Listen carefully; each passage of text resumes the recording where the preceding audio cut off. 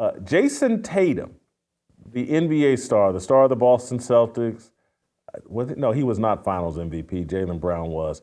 But he's talking about spending $200 million or getting a group together so that he can bring the WNBA to St. Louis.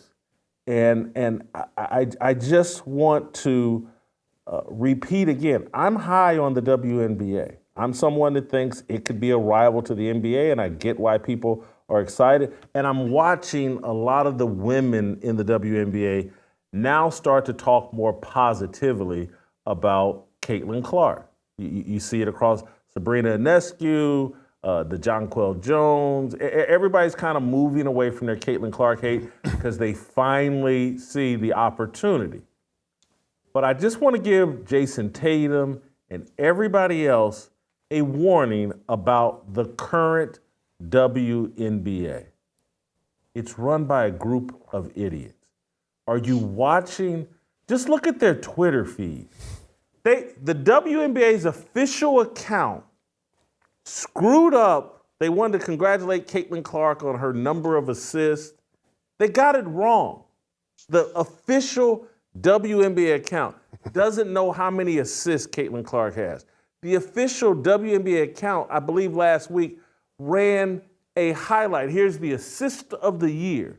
And I think it was the Chelsea Gray they showed. And they showed an assist from her from the previous season. And they called it the greatest assist of the 2024 season.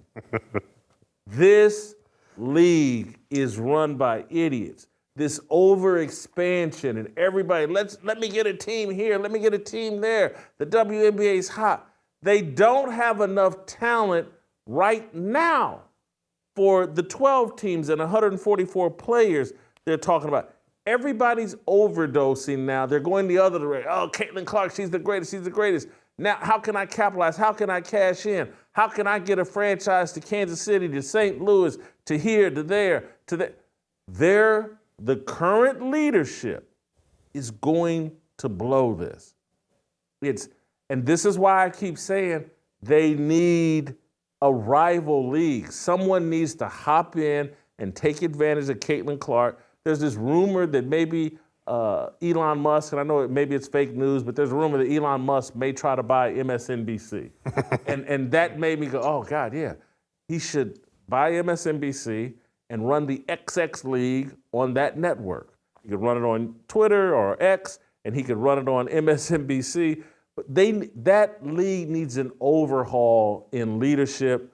It's a DEI league. People have jobs that they're not qualified for, and they're not in position, in my view, to take full advantage of what Caitlin Clark brings to the table. I want to credit Caitlin Clark. The unrivaled league wants to cash in on Caitlin Clark. And she has just basically said nothing. As they continue to try to recruit her, I think this is the best thing she's done, has said nothing, no position. Just let that story go away. The people making decisions about women's basketball right now, they're clueless. I'm going to start with TJ, Steve, here, because TJ's from St. Louis. You think the WNBA would work right now in St. Louis? St. Louis, since the Rams left, are dying for live sports that are somewhat interesting. If Caitlin Clark came to town, it would be packed. When Caitlin Clark's not in town, it would look like every other WNBA arena, not half full, and hopefully the arena is only worth a few thousand people. Yeah, I do think St. Louis is actually a good place to do it. Have you seen the Battlehawks have these major sellouts? Who are the Battlehawks? Exactly. It's the Rock bought the XFL. It is full sellouts. I mean. Oh, that's an XFL team. Is the XFL, is it still going? Yeah, the Rock bought it last year. Yep. Oh, okay. All right. And so, I mean, St. Louis is dying for some live sports. The Cardinals are awful. The Cardinals were good for like 20 straight years, and they've just been awful. And so, and the Blues have been awful too. They won Stanley Cup in 2019, been awful pretty much since then. And so, I think the WNBA is a rising product. I would actually love to have it in St. Louis. The only thing is what you're talking about. Are you adding a super woke league with terrible leadership and a bunch of play? Is it an expansion team where you get the worst players off of every team, and then what was it? The Texans, who were awful. They had David Carr and a group of misfits, the worst players from every team, and they were just awful. If they do it like that, now if they do the expansion the way that they did with the Las Vegas Golden Knights, and you get the best players from every team, it's a little bit different. But that's not generally how it works. You're not going to get. There's only 12 good players in all of the WNBA. You're going to leave them on the teams they're in, and so I do think it'd be a pretty bad product. Let's be honest. The insurance model is broken. Crowd Health puts your health care back in your hands. Use the promo code FEARLESS at joincrowdhealth.com. That's joincrowdhealth.com, promo code FEARLESS.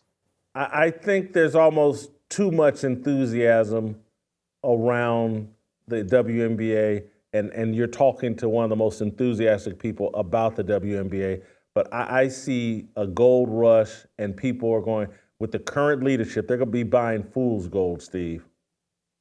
Yeah, I thought you were going to ask TJ if he was going to buy season tickets.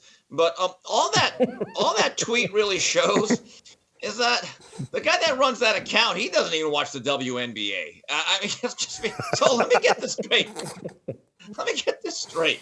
A little hard of hearing here. So Jayson Tatum wants to put in his own money. And I guess the franchise would cost $200 million. I'm assuming he'd get investors. Let me go a little E.F. Hutton to Jayson Tatum. When I talk, you should listen. Take whatever money you're going to put into that. Just do Bitcoin. Bitcoin's going up like a rocket ship. We got the new president. That's going to the moon. On a serious level, I'm reading a book called, I think, Loose Balls is what it's called, of oral history of the ABA by Terry Pluto. Very good book. Read it on my flight to Atlanta. Finishing it up now at the office. One of the mistakes that they made in that league, which ran in the late 60s all the way to the mid 70s, just like the USFL, they tried to expand. And again, it's a little bit different because there was the NBA, which was not nearly as popular as it became starting with the 1979-80 season. In my view, if I am the WNBA, I work on making the existing franchises stronger, better, and let's work on that. I think the expansion, the other word I have for expansion every time it comes up is dilution. I don't think that's a good thing. I don't think they could really afford that. And tying this into the NBA, I remember in the 88-89 season, the NBA expanded. It's one of the first times I ever saw it as a young child. It was the Minnesota Timberwolves and the Miami Heat. And I don't remember it being that great of a thing. I really don't. I remember every time the Lakers would play those teams, I'd say, oh, that's a victory. It's a win. It'd be a bunch of old guys hanging on, a bunch of first-round busts. And then they expanded years later. Wasn't it like the Memphis Grizzlies, Toronto, and then Vancouver? Guess what? Didn't a couple of those teams move? They're not even there in those cities anymore. I know one of them isn't. So, I think the expansion has to be work on the existing franchises, making them more foundationally sound. Totally agree. It was just a few days ago, guys, we watched an organization spend $1 billion trying to promote a product that nobody came out to support. It's not the money, it's the product. I'm with you, Jason. I sit in this building and I follow you around everywhere you go. But with this WNBA project, I just don't see the clamoring for the product. You're mentioning a St. Louis team, but even with the sports teams, they have so many other players in the league to come out and see that fill up those games when a team's down. I just don't see it in the WNBA. I love your Kamala $1 billion they spent, but they do have Caitlin Clark. Kamala had nothing. Well, it's funny. Kamala and the WNBA end up in the same financial position every year, in debt about $20 million. Look, one thing they could do is Nafisa Collier is from St. Louis. Yeah. There is a way to do this to try to get some excitement. But look, there just aren't enough good players.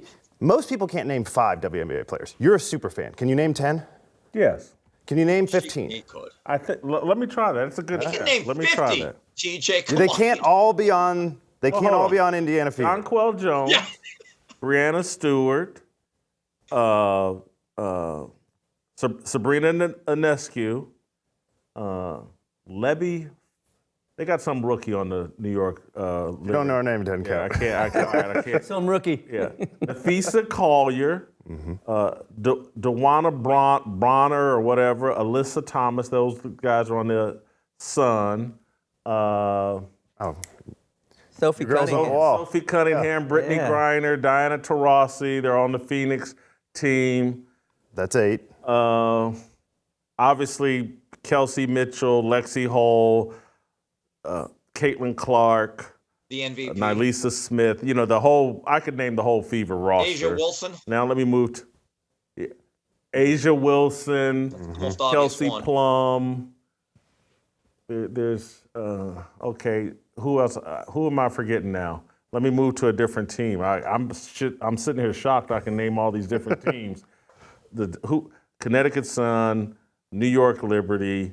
I've named players from those teams. Who else was in Minnesota has Nafisa Collier. Dejanay Carrington's on that team. What number am I up to? 14, I think. Is on that team. And then who did Minnesota play? I think they played Connecticut. And New York, who did New York? They beat the Las Vegas Aces. I got to come up with one other player. And there's the girl that went nuts in the All-Star game. I've already named Sophie Cunningham, Justin. Thank you for helping me cheat.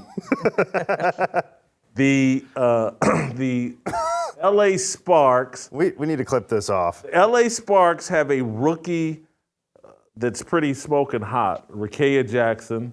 Okay, all right. Got your 15. Yeah. So TJ, So- Well, there's also, yeah. so Go TJ, ahead. think about this.